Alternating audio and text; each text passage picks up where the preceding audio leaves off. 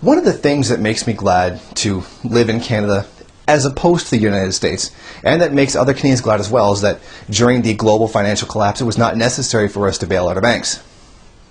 Well, actually, information has come out now that we actually did. According to the Canadian Centre for Policy Alternatives, Canadian banks actually got $114 billion in bank bailouts, which we previously were not aware of. They were very silently done and not really told about us in the media.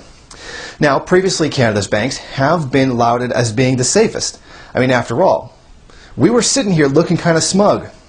We didn't have the massive trillions in bailouts that the US did, and we were kind of looking at Europe going, you know, thank God we don't have to deal with any of that. So we were looking pretty smug and pretty arrogant there for a while, and we're toting our own self-superiority. Well, reality just gave us the hell of a bitch slap. Now, David McDonald of the Canadian Centre for Policy Alternatives has released a report, given it to the CBC and everyone else, that lets us know that we were not as well off as we thought we were. Now, we did regulate our banks a hell of a lot better than anybody else did, thus we thought we were in a better position. Now, by comparison, of course, $114 billion in a bailout is a hell of a lot less than what the United States has went through, and is a hell of a lot less than what Europe is going through right now. Now, data has been examined by the Canadian Mortgage and Housing Corporation, so we'd have a better picture of what it is that was actually going on at this time. Now, this is the information that was given to the CBC. It says support for Canadian banks from various agencies reached $114 billion at its peak. That works out to $3,400 for every man, woman, and child in Canada, and also to 7% of Canada's gross domestic product in 2009. The figure is also 10 times the amount Canadian taxpayers spent on the auto industry in 2009. At some point during the crisis, three of Canada's banks, CIBC, BMO, and Scotiabank, were completely underwater, with government support exceeding the market value of the company, McDonald said. Without government support, to fall back on, Canadian banks would have been in serious trouble. During October 2008 and June 2010, the banks combined to report $27 billion in profits on their balance sheets. Although despite what has happened with the bank bailouts, they are very quick to remind us, and I would like to remind you as well, that at least with our regulation, we did a lot better than the United States or Europe actually did. In the United States, 436 U.S. banks failed as a result of the collapse, while none in Canada actually did.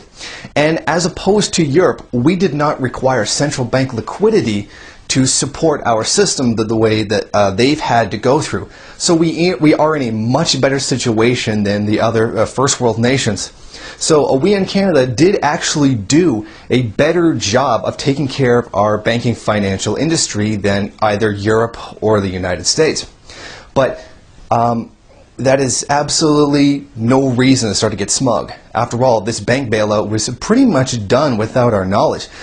From what I've heard, the bailout that was given to the auto industry, the bailout to our financial sector, was just kind of tacked on and very quietly pushed through, pretty much almost excuse me, without our knowledge.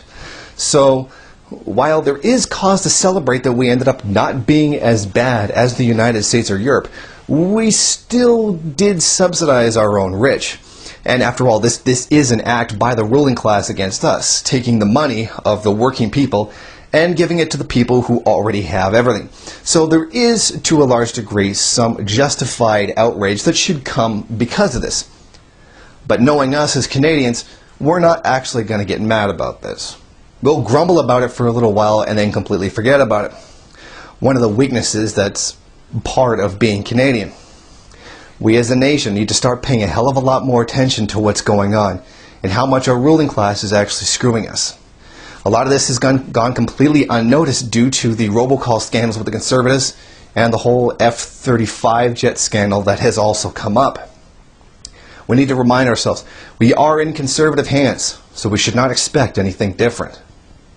So long as this conservative government continues to exist, the ruling class will still have its entire power over us.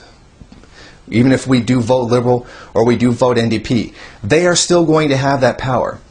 But at least at no point do they feel the need to absolutely subvert what little democracy we have in our elections. And only true Canada can actually come up once the capitalist class has actually been abolished from our society. Unfortunately, this country, being as apathetic as it actually is, that is a very long way away from happening.